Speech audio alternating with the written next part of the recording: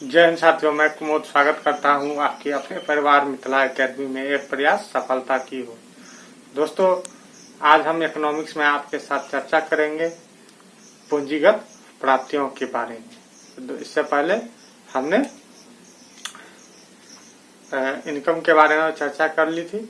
अब पूंजीगत प्राप्तियां क्या होती है इसके बारे में हम चर्चा करेंगे। तो ये ऐसी प्राप्तियां जो या तो परिसंपत्तियों का विक्रय से प्राप्त होता है सरकार को, या जिनके कारण सरकार की देयता में वृद्धि हो।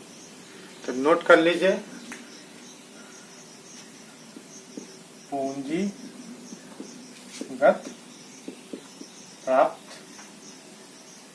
प्राप्तियां क्या होता है। तो ये होता है ऐसी प्राप्तियां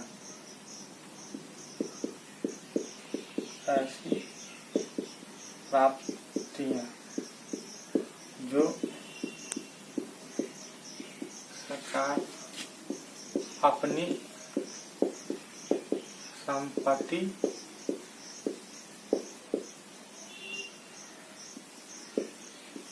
बेचकर क्या करता है सरकार, इसमें अपनी परिसंपत्ति को बेचकर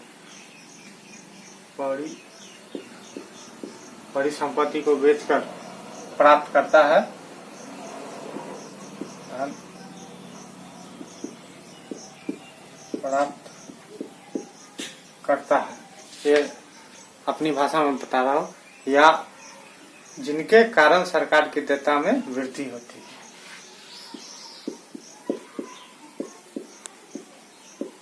जिनके कारण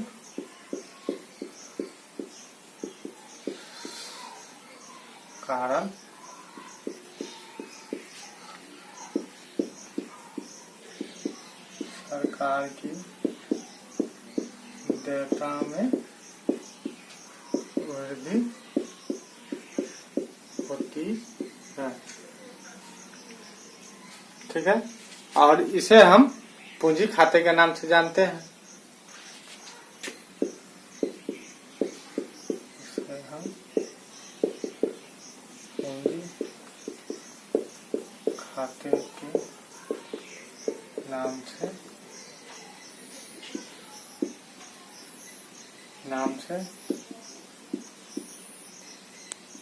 जानते हैं। ठीक है दोस्तों, अब इसकी प्राकृतिक कैसी होती है। तो इसकी प्राकृतिक दीर्घकालीन होती है।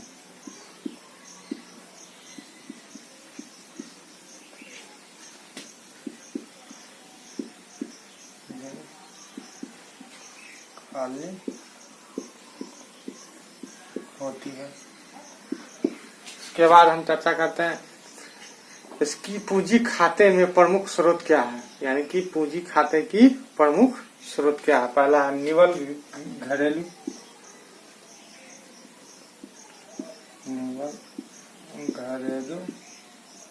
ऋण होता है। दूसरा क्या होता है, निवल विदेशी ऋण वापसी।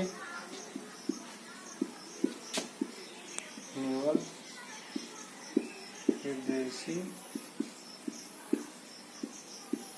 ऋण वापसी। तीसरा क्या होता है, तो तीसरा होता है लोक लेखा प्राप्तियां।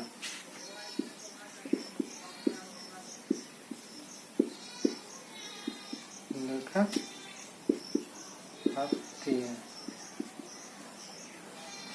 ठीक है दोस्तों, आप इसका स्क्रीनशॉट ले ले या नोट कर ले। आगे हम चर्चा करेंगे पूंजीगत प्राप्तियों के विभिन्न मद।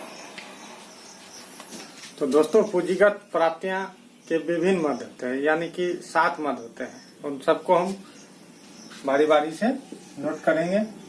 तो पहला क्या होता है, विनिवेश।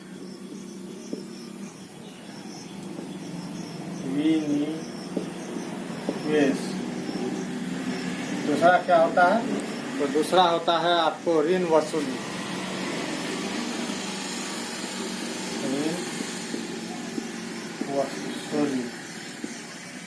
तीसरा क्या होता है, तो तीसरा होता है आंतरिक वसूली।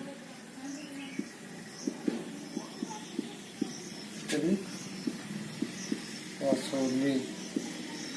चौथा क्या होता है? तो चौथा होता है आपको विदेशी ऋण। विदेशी ऋण। पांचवा क्या होता है? तो पांचवा होता है भविष्य निधि जमा। भविष्य निधि जमा। और छठा क्या होता है? तो छठा होता है आपको पेंशन जमा। पेंशन जमा। सातवां क्या होता है? तो सातवां होता है अल्प बचत जमा। अल्प बचत जमा। और एक और होता है, वो आठवां क्या होगा? लोक लेखा खाता। लोक लेखा खाता। ये 8 पूंजीगत प्राप्ति के मद होते हैं। अब जानेंगे सार्वजनिक व्यय। आप इसका स्क्रीनशॉट ले लें या नोट्स कर लें। सार्वजनिक व्यय। सार्वजनिक व्यय ये क्या होता है?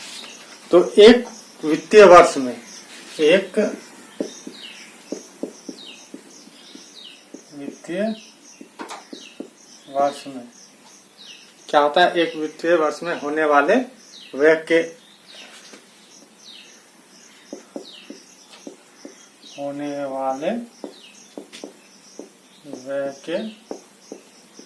अनुमान को क्या कहा जाता है? सार्वजनिक व्यय कहा जाता है। सार्वजनिक व्यय कहा जाता है।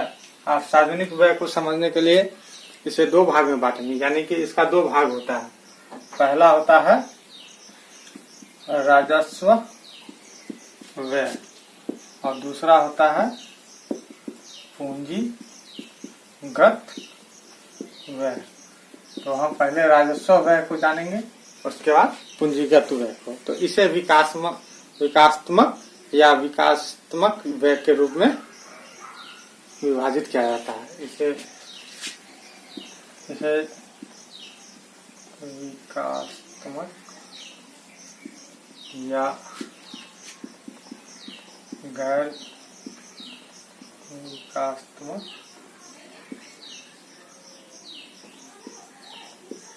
रूप में विभाजित किया जाता है। और उसके बाद क्या होता है? पहले तो समझेंगे विकासात्मक व्यय और उसके बाद समझेंगे गैर विकासात्मक व्यय के रूप में। तो विकासात्मक व्यय क्या होता है?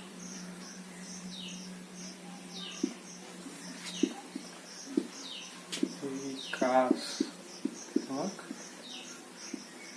व्यय ये क्या होता है? तो ये सार्वजनिक एवं सामुदायिक सेवा होता है। क्या होता है? ये सार्वजनिक सेवा होता है या सामुदायिक सेवा होता है। सार्वजनिक और सामुदायिक सेवा होता है। सेवा होता है। एक पॉइंट हो गया। इसके बाद इसका एग्जाम्पल लेते हैं। तो इसका एग्जाम्पल क्या होगा? शिक्षा अनुसंधान,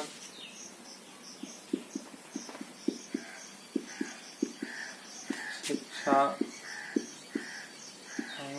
अनुसंधान और क्या आता है? सामुदायिक सेवा में, सामुदायिक सेवा में क्या आता है? शिक्षा अनुसंधान, चिकित्सा, कला एवं संस्कृति,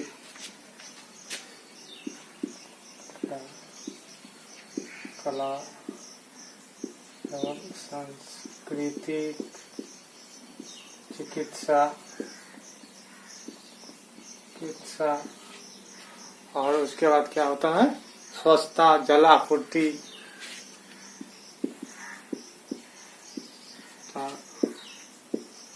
जल आपूर्ति,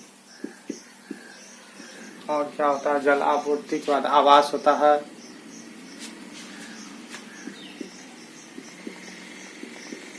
आवास, श्रम, और सबसे इम्पोर्टेंट बात रोजगार होता है,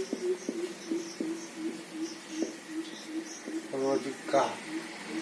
आप इसका स्क्रीनशॉट ले लें या नोट कर। तो विकासात्मक व्यय के परिवहन एवं संचार के बारे में जानेंगे। तो परिवहन और संचार, परिवहन संचार, उसके बाद राज्यों को केंद्र शासित प्रदेशों में दिए गए अनुदान को, दूसरा है राज्यों को और केंद्र शासित राज्यों को दिया गया अनुदान। ठीक है। इसके बाद विद्युत सिंचाई एवं बाढ़ नियंत्रण होता है, विद्युत सिंचाई एवं बाढ़ नियंत्रण। उसके बाद होता है आपको कृषि और उसके सहायक सेवाएं, लिख लीजिए, कृषि एवं सहायक सेवाएं। उसके बाद होता है राज्यों को सार्वधानिक या संवैधानिक अनुदान, अनुच्छेद 275 में वर्णित विषय। राज्यों को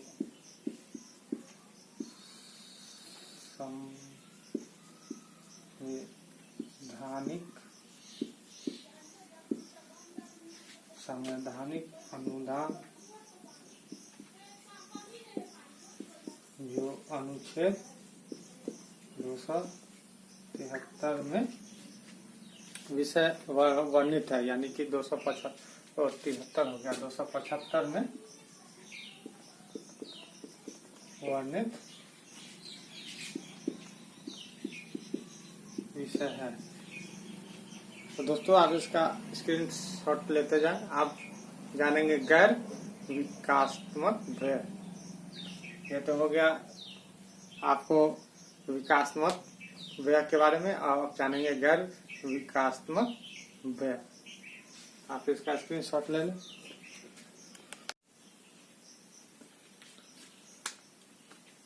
क्या है, वर्तमान में राजस्व खाते में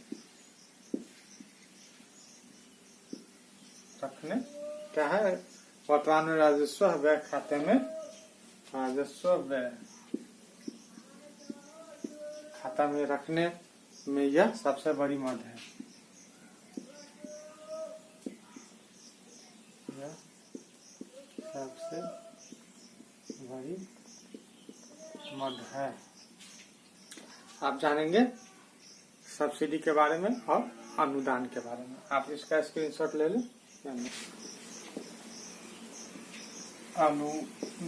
अनुदान क्या सब होता है वो जानते हैं। अकाल, सूखा समय अनुदान दिया जाता है। अकाल पड़ गया तब, सूखा हो गया तब। उसके बाद हो गया भूकंप, उसके बाद हो गया आपको प्राकृतिक आपदा,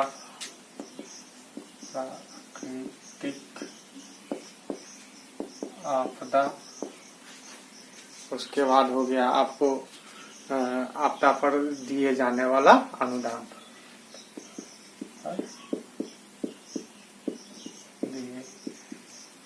जाने वाला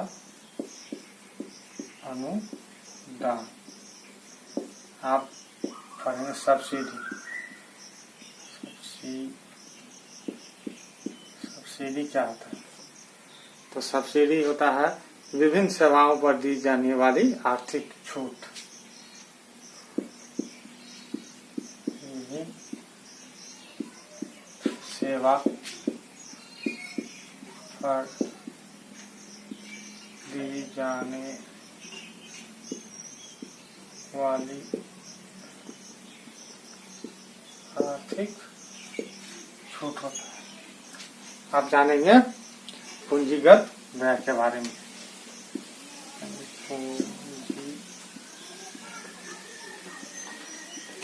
पूंजीगत व्यय ये क्या होता है? वे मद जिसमें व्यय तो चालू वर्ष में किया जाता है, वे मद जो चालू वर्ष में किया जाता है। ठीक है, आपके जिसमें सामाजिक कल्याण में वृद्धि चालू वर्ष के साथ साथ आगामी वर्ष में भी होता है। जिसमें सामाजिक कल्याण में वृद्धि, जिसमें सामाजिक कल्याण वृद्धि चालू वर्ष के साथ आगामी वर्ष में भी किया जाता है या अदायगी किया जाता है।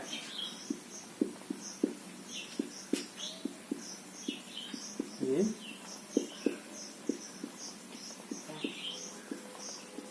जाता है, यही होता है पूंजीगत व्यय। वे मत जो चालू वर्ष में किया जाता है, जिसमें सामाजिक कल्याण वृद्धि चालू वर्ष के साथ साथ आगामी वर्ष में भी किया जाता है या अदायगी किया जाता है। आप समझेंगे वित्तीय विधेयक। आप इसका स्क्रीनशॉट ले लें। तो वित्तीय विधेयक क्या होता है? साधारण वित्त मामले से संबंधित विधेयक।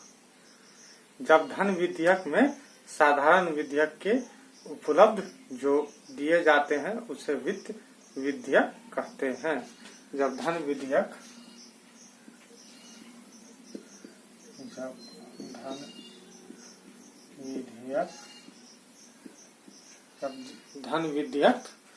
में साधारण विधेयक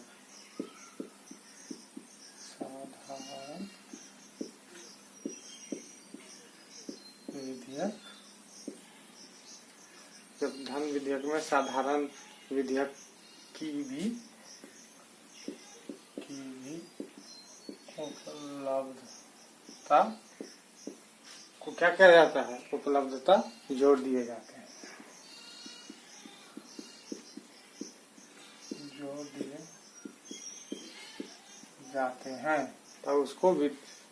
तो उसे वित्तीय विधेयक कहते हैं। तो उसे वित्त विधेयक कहते हैं। ठीक है, आप समझेंगे कि सभी धन विधेयक के बारे में इसका उल्लेख किसमें किया गया है? तो इसका उल्लेख अनुच्छेद 110 में किया गया है। इसका उल्लेख अनुच्छेद 110 में किया गया है। आप समझेंगे सभी धन विधेयक के बारे में। और सभी धन विधेयक नहीं होता है। एक और इम्पोर्टेंट बात, सभी विधेयक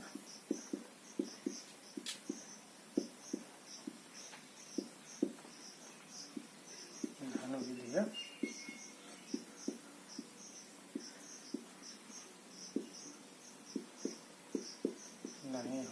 है। ठीक है।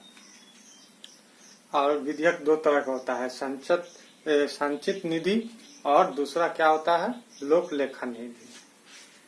वित्तीय विधेयक दो तरह का होता है, एक होता है संचित और दूसरा होता है लोक लेखा निधि। संचित निधि और दूसरा होता है लोक लेखा निधि। अब पहले हम जानेंगे संचित विधि के बारे में। तो संचित विधि क्या होता है, इसका वर्णन किस अनुच्छेद में किया है? तो इसका वर्णन अनुच्छेद किसमें किया गया है, 266 की एक में किया गया है। ठीक है। और संचित निधि में सरकार की सभी प्रकार की प्राप्तियां को रखा जाता है। इसमें सरकार के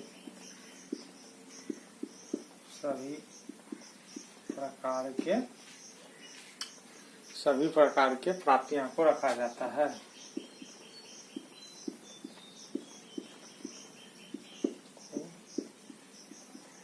रखा जाता है। ठीक है। और संचित निधि में बिना सांसद की अनुमति से राशि नहीं निकाली जा सकती। तो इसमें बिना सांसद के अनुमति के बिना राशि नहीं निकाला जा सकता है। ठीक है। सांसद के अनुमति के बिना कोई भी राशि नहीं निकाली जा सकती है। सभी प्रकार के वेतन, कुछ उदाहरण है, सभी प्रकार के वेतन जैसे राष्ट्रपति का हो गया, उपराष्ट्रपति का हो गया, ये भी नहीं निकाला जा सकता है। एग्जाम्पल में राष्ट्रपति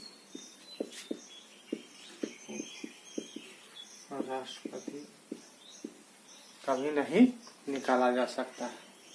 आप समझेंगे लोक लेखा निधि के बारे में। आप इसका स्क्रीनशॉट ले लें या नोट कर। तो जानते हैं लोक लेखा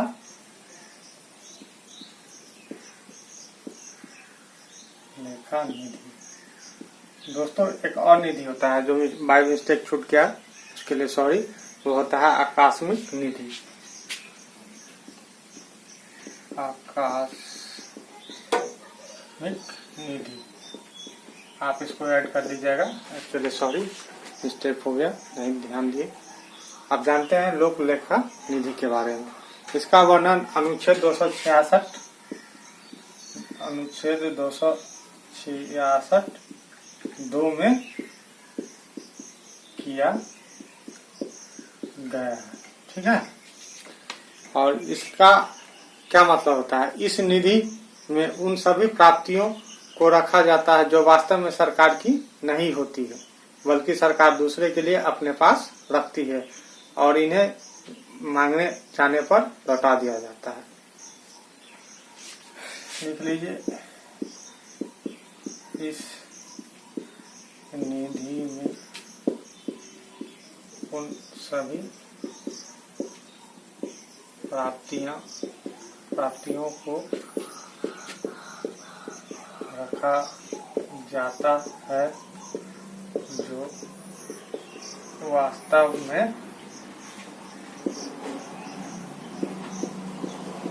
सरकार का नहीं होता है, पर मांगे जाने पर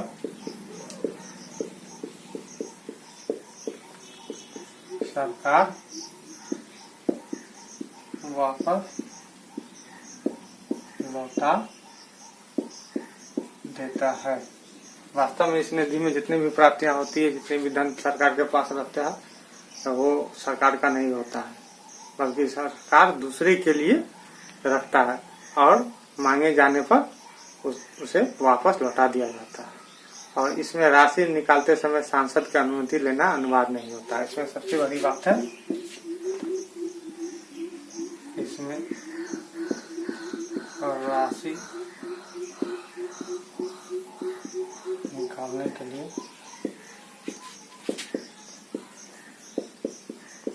सांसद की अनुमति की आवश्यकता नहीं होता है। ठीक है।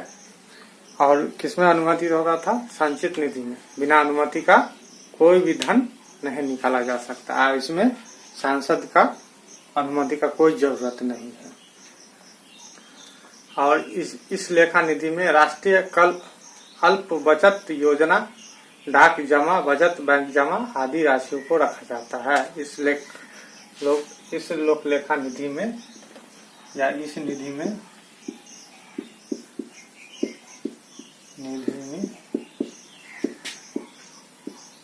अल्प बचत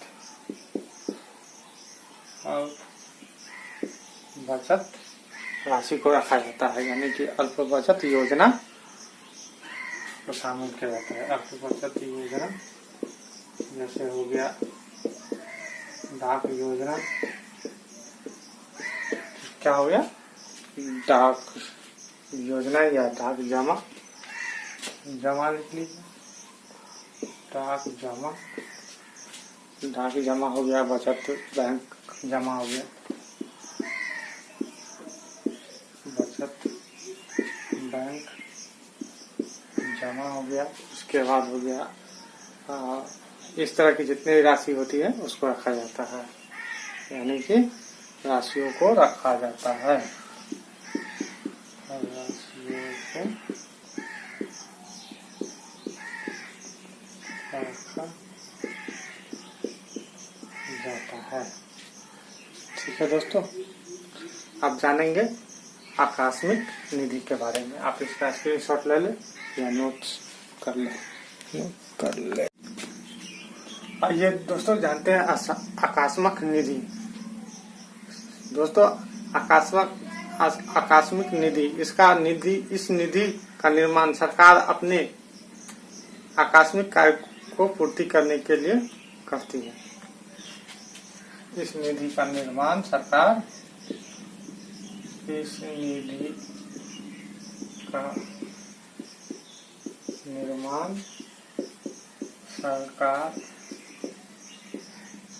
अपने आकस्मिक कार्य को पूर्ति हेतु करता है, यानी कि इस निधि का निर्माण करता है सरकार अपने काम के लिए या अपने आकस्मिक कार्य को पूर्ति करने हेतु।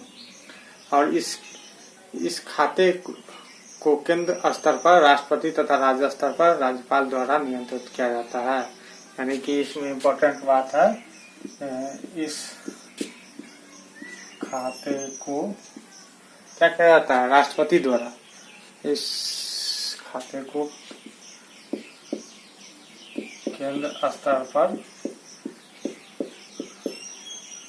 राष्ट्रपति द्वारा और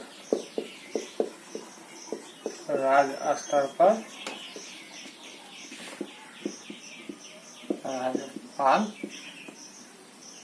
राज्यपाल द्वारा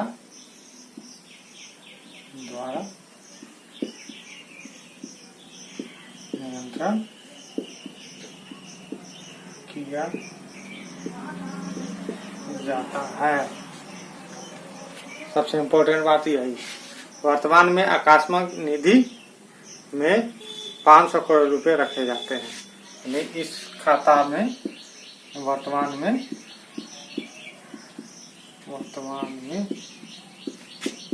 500 करोड़